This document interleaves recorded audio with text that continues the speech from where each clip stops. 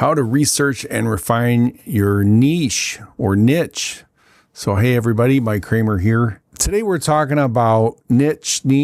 Let me know how you say it. I'm going to try to go with niche because so many people are saying niche. I'm going to be a bit of a contrarian because that's just how I roll. So maybe you know roughly what your niche is and you want to refine and you need a sanity check to see if it's any good. But if you have no clue whatsoever and need to brainstorm a bunch of ideas to find your niche, you should watch the video that I'll link in the description, and maybe I'll put it up here in the part of the video as a link to get a brainstorm a huge list of ideas if you really have no idea. But a lot of times I've talked to more and more people that have an idea and just need help kind of refining and that clarity around their niche so they know what to focus on. So come back to this if you need that brainstorm, and we could help refine it here. So here's what I did to refine my niche for this channel. So start with your theme or broad idea before we niche down.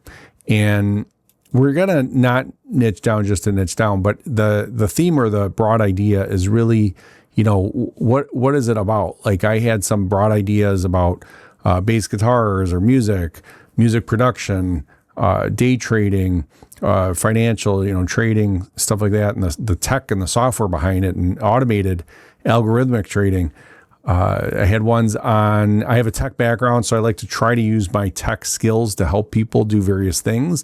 And then I look at my hobbies and what I like, and I like music and guitars, I like trading. And so how do I can talk about the tech part of that. And so I knew I wanted to help people with tech, and that's, I feel like, my calling. And so I like that language. I think it was Kevin Colby. I heard him talk recently about, or at least in a video I watched recently, about your calling and finding your calling. So a lot of times we have an idea of what we've been called to do, to serve others and help other people. And I'll use a Russell Brunson quote too, that probably misquoting a little, but he says to exploit your skills in the service of others. And I really like that concept is, it's kind of another way to say your calling and what you've been called on this earth to help and serve other people. And I think that's where we can really get that sense of accomplishment and satisfaction and help. And you could also make money doing it. There's nothing wrong with that. So that's what I'm here to help you do, is just to find that way to help other people and hopefully get paid while doing it, because none of us want to work for free, and we all have to support our families. So to me, there's nothing wrong with it. So here's what I did to refine my niche for this channel. You start with your theme or your broad idea before we niche down. And once you have that kind of broader theme, do research, open a spreadsheet or get a pad of paper. Who are other channels that do this sort of thing? Look around. You can search right in YouTube or in Google. If you're not watching other channels that you admire and stuff like that, start looking for those. You got to really know YouTube from both perspectives, not only as the creator, but as the consumer as well. And some of us we're big consumers of YouTube. Others just feel like we're called to create. Maybe we haven't been big consumers of YouTube.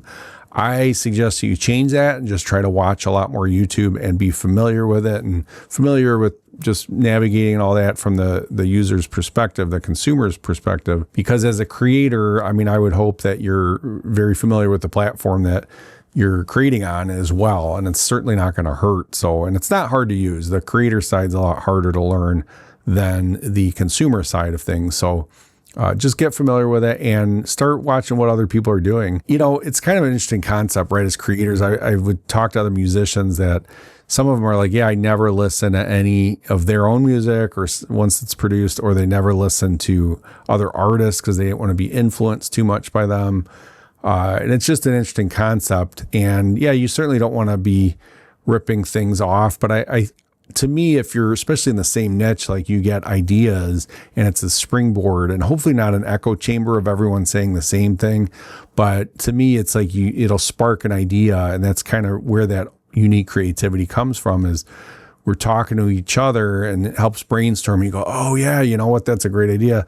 And you kind of go from there on that. So that's what I really appreciate about brainstorm sessions, but also watching other YouTube channels. So if you haven't already in the niche that you're interested in, I start looking for them. Start looking for those niches. And YouTube's really good then about showing you new content based on what you've watched recently. So it's not just search terms. It's really based on what you've watched. To that effect, it actually helps sometimes they have a separate profile. So for my different channels, sometimes I'll switch so that all my music content gets recommended on my music channel. There's one caveat about that maybe I'll do another video on, is at the end of the year, YouTube does a nice summary showing what you spent your time watching, which is pretty interesting. And it does that per user or profile. And if you're using different users or profiles in YouTube, you'll never see that overall summary of percentages based on what you watch the most.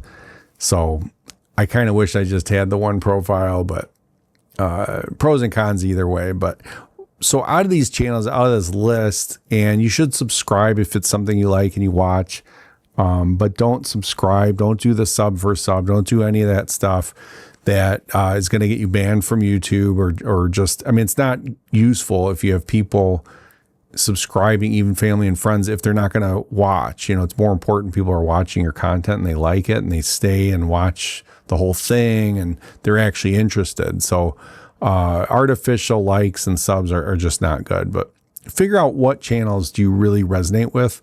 And you know, sometimes you might think that you wish that you made half the videos that you're watching on their channel and you're like, man, they beat me to it, or what a great idea. I wish I thought of that.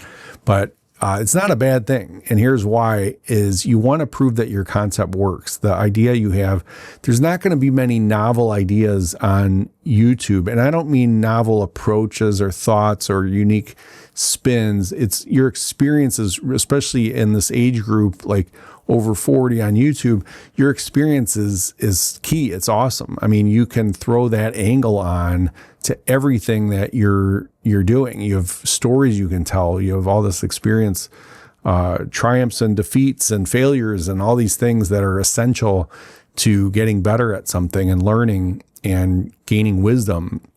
That's the angle that we can add to all this content. So don't think, oh, gee, I got to think of a YouTube idea that's never been done before. It's pretty risky, actually. I mean, if you're doing something that no one's ever talked about, there could be a reason, right? I mean, as people go through life, you think about like, I wonder how I'm going to do this for my channel, or I wonder what the best way of this is, or what do other people do for X, Y, Z, and just write those down. Those are YouTube video ideas that you're going to search for. So that kind of brings me to number one, is look at your search history in YouTube, and you can see, or your watch. I mean, things you actually clicked on and watched. And I guess I just show you really quick how to do that if you're not sure. So if you're not sure how to do that, just go into your YouTube. If you haven't created a YouTube account yet, I got another video I'll do soon on how to do that. Otherwise, with your account, if you just go to your home page on YouTube right here, and you can go to history at any time. Also, like I was viewing my channel here with this view your channel. But even if you don't have your own channel, you should have this history tab here, and you can just click that and you'll see like all the stuff I was watching. So I was actually looking into another system here. I watched myself, Shane Hummus, Hermosi, Danco, product reviews, you know, whatever it is, you look at your history there and see what you've been looking at and clicking on. And this is where it gets kind of tricky, right? Because like some of the stuff was for my hobby or interest or stuff people sent me, or seeing how people do things and how they're messaging and all that. Other ones are for your niche. So you're going to want to look for your niche, the ones in your history based on your niche, and go to those channels. You know, like, I mean, that means it's something that people are looking for, you were looking for. And another thing you could do is, out of these channels that you like that are similar to the kind of channel you want to do, is if you click on them, I'll just click on, I guess, Think Media. They're a pretty big channel. And you go to videos, and you can almost always do this, is if you click on popular, it's going to sort what had the most views on their channel, no matter how old it is. And you could see there were people stealing probably the meme and funny sounds. But look at the concept ones, right? Like how to create a YouTube channel for beginners, best copyright free music, how to make YouTube videos on your phone. You know, there's a lot of stuff here that you go, oh, well, I'm going to help. I could help people with those. These are very popular topics. You could do your own spin on that. Beginner tutorials. Well, this is 6 years old. I mean, you don't think anything's changed since then, you know, with how to make YouTube videos on your phone? Probably. And maybe they're not from your perspective. Maybe you have an Android and that was with an iPhone, or vice versa. Maybe you are going from filming indoors or filming outdoors, or how to do a certain type of shot or video with your phone. So, I mean, there's all sorts of kind of spins on it, but a lot of people were looking for and clicked on that.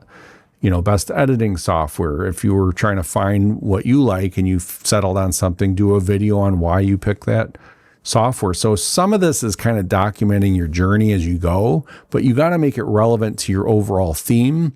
And then as you start making videos, you'll see what works and what doesn't, what you like doing, what kind of content you like, because it needs to be enjoyable. It's got to be a balance of stuff people are looking for, but also what's enjoyable for you, because you got to be in this for the long haul and be willing to make videos for a really long time, because you're not going to take off overnight. I mean, it would be extremely rare if you did. So, not trying to discourage anyone. It's just, you got to be in for the long haul, and that means you got to be committed. I think I should be committed sometimes, but you want to prove your concept works and that people are looking for this sort of thing. So we're not niching down just to niche down. In fact, we don't want to risk having a tiny audience when we don't even know what we want to do first. So, but we do need this clear messaging, a clear theme, and we're starting to look for the two most important things that a channel needs to define. And that is, who are we helping? The big who, and really get detailed on that as much as you can. That's your avatar. We'll talk more about that later. And then what transformation are you helping them achieve? You know, you got to look at not just a result, but really a transformation. And that's why we're defining both the who and kind of the what, or the what transformation. A lot of people use an analogy or imagery of a bridge, and you're getting them across that bridge and how you're helping them. That's for your channel, but also each video. You know, like, why should they watch it? What result are they going to get? What's in it for me is kind of another way to look at it. So those are sorts of things that needs to be clear for your channel, but also within each video. So we want to look for social proof that this concept works for your channel, but also each video. Especially as you start out, you can get a little creative here and there. But you're going to want to, I don't want you to get discouraged and try to go out on a limb and do either really lazy videos or do really weird videos or vlog videos if no one cares about that, because they don't care about you yet. And I don't mean that in a harsh way. It's just these celebrities and influencers and everything else might make things seem easy. And for them, maybe it is, but people care about them. They hate them or whatever, but there's a reason they're kind of invested in following certain people. And those people now can do anything. They can go like, yeah, let me go to the store and buy a pack of gum. And I stepped in gum on the way to go buy gum. Dumbest video ever, probably. But if they're funny, or if they're just a personality that people are following, that becomes useful. But that kind of vlogging just doesn't work for us as new channels, as new creators, and we're people that, you know, nobody knows us yet, so people aren't interested in that. So stick to other things that work and give people a result of what's in it for them, and just focus on that instead of, oh, I'll just film myself and film my journey and film my day-to-day. And a lot of that stuff kind of that Gary Vee says, it's sure it's a way to get used to filming and get started, but it's not a great way to grow a YouTube channel. So it's tricky, right? Like, I tell people to journal and to record, but it's to get used to the camera, get used to recording, get used to that habit. But if you're going to be publishing it on YouTube, I want you to have bullet points. I want you to have a concept. I want you to talk about things that you've searched for, things for your niche, for your theme, things that other channels you watch and follow, what they talk about, what they search for. So see who is doing better than others. So when you're looking at those other channels that I said, right, maybe I didn't give you a number, but write at least 5 down that in that niche, or discover 5 new ones. You know, the more the better. You don't need really more than 10, because it'll just take you more effort than is required. You don't want just 1 or 2. Look at least 5 channels that are similar to what you want to do, and see who's doing better than others. Some things I look at is what's their oldest video, what's their most popular videos, and what's their newest video. And the reason is, for each of those, their oldest video tells you how long they've been doing it. So if they have a huge following, a huge number of subscribers, I often will shorten and say subs. If you hear me say that, I'm just talking about subscribers. The older channels may have a lot more subs, and it's just because they've been around longer. So that's just something to consider when you're comparing apples to apples or apples to oranges. And then recent videos, you can want to click on that latest. And actually, that's another button. Maybe I'll just show you really quick here. But when we clicked here on popular, but there's also oldest, and you could see what their oldest one is 15 years ago. You can see their latest. And the reason I click latest is to see if they're still active. There's some channels I followed that they haven't published in 3 months or 3 years. And maybe they've abandoned their channel, or maybe they just don't publish that often. So that's another important thing to consider. Don't just look at subscriber count here or number of videos. Those are factors, but there are other factors as well that, get the full context and the big picture. The point here isn't to compare ourselves to others and feel bad about why we have, 5 subscribers or 1.5. It's to get ideas and see what works and see who's doing better than others and why, and really start learning about YouTube and the difference between the channels and what people are looking for. So speaking of why, you got to figure out kind of what is your why? Like, why do you want to start doing YouTube? That's what I would ask you. Why do you want to start doing YouTube? Is it you have a new hobby and you love watching videos on YouTube? You want to be part of that community?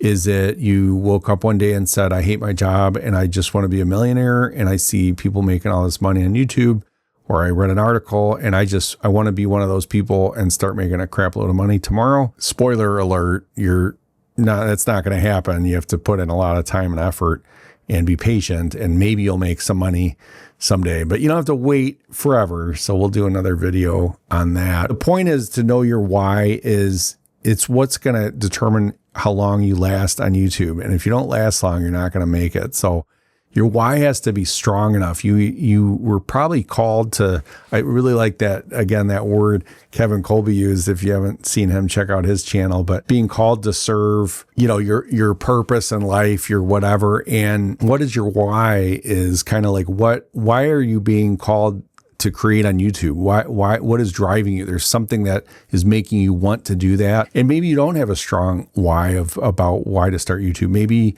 you're just curious if I should do this or not. And I'd say, well, just try it and see how much work it is. And it is work. So you may enjoy that. I get into the gadgets. I'm a tech guy. I love getting the gadgets, the lights, the microphones, the whatever, the software. I love that. Some people absolutely hate it. You don't have to learn all that or buy all that stuff, but you might, you might be into that. Is that why I started YouTube? I don't know. Maybe, maybe not. But I like that aspect of it, right? You might like parts of your job and hate other parts of your job, and YouTube's really no different. There's going to be parts you like and parts you don't like. So, but ask yourself why you want to start YouTube, and let me know in the comments why you want to start YouTube, or why you have started if you already got started. So, and then who were you about a year ago or 3 months ago or even a week ago? And this is speaking to that transformation. Often we want to help others get through a journey we recently got through. And it could have been something we got through a year ago or 3 months ago or even a week ago. So for my example, myself was really about my niche. And I've been sitting here spinning my wheels for months about not doing any videos, any content. And I have a couple channels that I let go dormant because I never really knew what direction. And the ones that were the most fun, I thought, well, I'll never make any money on those. And then, or they're too competitive, or I'm not good enough at that hobby or whatever. Like guitar, for example. Others, I felt like I didn't have enough knowledge to teach other people on. For me, like that was probably the day trading or whatnot. And others, maybe I had a ton of experience, but it's my day job. I do cybersecurity and IT, and maybe YouTube's an escape for me, and I don't want to talk about that 24/7. And that kind of speaks to when people say, as a niche idea, if you really have no idea, and this isn't a bad one, but when people say, ask other people what you're good at and what you're an expert in and do that. Well, that's an idea. It doesn't mean you have to do it. For me, almost everyone I know would say I'm good at computers and technology and I'm a computer geek. That's the computer guy.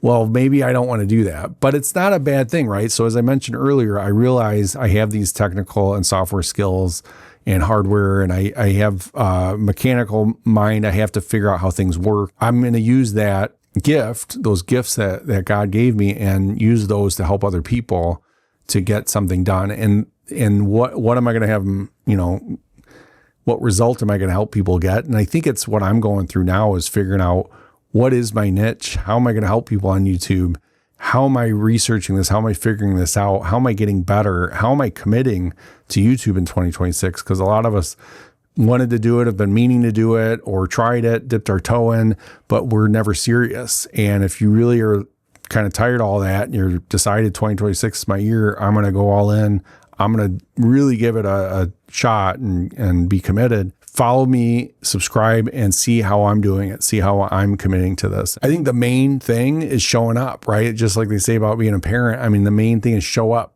You got to show up to YouTube. You got to be researching it. You got to be thinking of new ideas. You got to be, as you go through your day, thinking about, you know what, that would be a great concept for a YouTube video. I'd love to watch somebody do that. Or maybe write down just daily what you're looking up, what you're Googling, what you're searching for on YouTube, things that you know, things that you've watched yourself, or things that you wish there was a video for and maybe there isn't, because you're not the only one, right? There's going to be other people that wish that same video existed. And if it's not out there, film it, put it out there. So who you were recently and what you've gone through recently is often a great concept for a channel or video on YouTube, because you're helping really yourself from a year ago, or a week ago.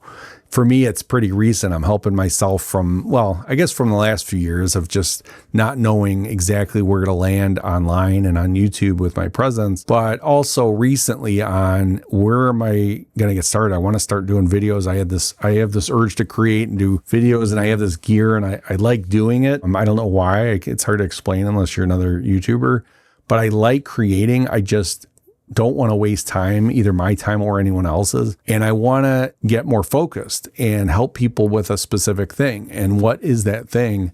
That's what you got to figure out for yourself. So it is tough. Hopefully some of these ideas today will help you refine your theme, right? And then I'd say just start making videos on your theme. You'll figure out your niche later, and whether you need to niche down or not, I think it'll become more apparent, and if you're an overthinker like me, you're going to sit here and go, do I do this? Do I do that? And do I do how-to videos and tutorials? Do I do strategy? Do I do talking head? Do I do screen shares? What do I do? Don't overthink it. Just see what others are doing and start with what's easy, right? Talking head videos are easy. You don't need equipment. You can just start talking, but you got to have something worthwhile that people want to hear, right? And it could be just conversational, but it should be around a topic that other people are interested in and can comment on and things like that. And so think about Facebook groups that you're in, or if you're in any school courses or other communities like that, or even local communities, the kind of stuff you're into and your hobbies. And YouTube's a great outlet for that, especially sharing maybe not just your talents, but your curiosities as well. So think about it that way and how you approach just your daily life. And it's time to get more focused on it and, help yourself and help others. The best way, they say, because of compression of memories and all that, the best way to learn something yourself is to teach other people. So I'd say, read about something, research and learn, and then do it yourself. You got to do that activity. It'll help retain it, and then teach others. And you'll learn what you didn't know as soon as you try to teach other people. And it's what I'm finding as well here too with YouTube. It's like, sure, I'm doing it and there's stuff I know, but as I try to teach you or anyone else about what I've gone through and learned on YouTube, I learn things, all sorts of things I didn't know.